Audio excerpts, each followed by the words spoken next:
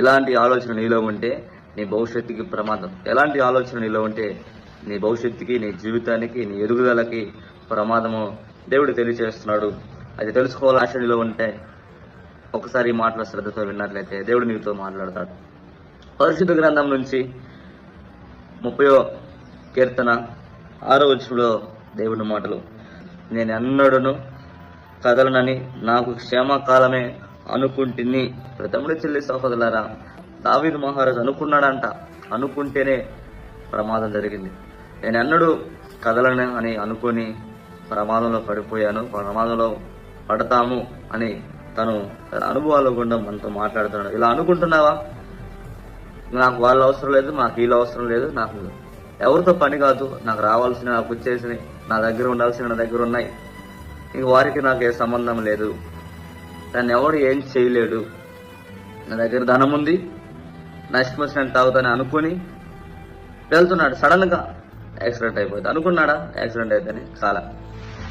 ఏమనుకున్నాడు? నేను క్షేమంగా వెళ్తానే, నేను క్షేమంగా ఉంటాలే అని అనుకుంటున్నాడు.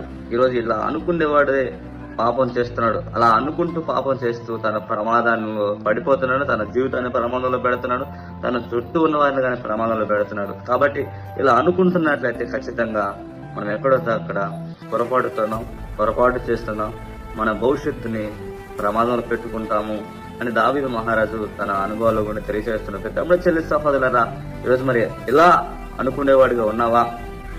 ఆలోచన చెయ్యి.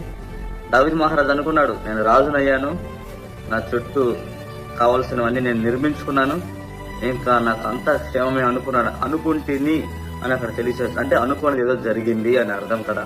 ఈరోజు మరి అలా అనుకునేవాడుగా నువ్వు ఉన్నట్లయితే అది మంచిది కాదు. అది నీ జీవితానికి, నీ భవిష్యత్తుకి ప్రమాదం.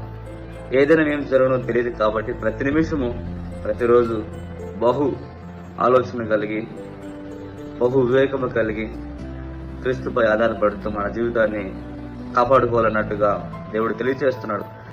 రారాజులకి రారాజైన క్రీస్తు రావాల్సిన అవసరం లేదు ఈ భూమి మీదకి. ఎందుకంటే తెలుసా, ఆయనకు కావాల్సినవి ఉన్నాయి. అయితే ఆయన ఎందుకు వచ్చాడంటో ఏం అవసరం లేకుండా కాదు, నీతో పని ఉంది, నువ్వు కావాలి. కాబట్టి ఆయన నీ కోసం, ఒక నరుడి కోసం భూమి మీదకి వచ్చేటట్టుగా తన ఆలోచన ఉంది. ఈరోజు మరి అలా అనుకోవద్దు మనం.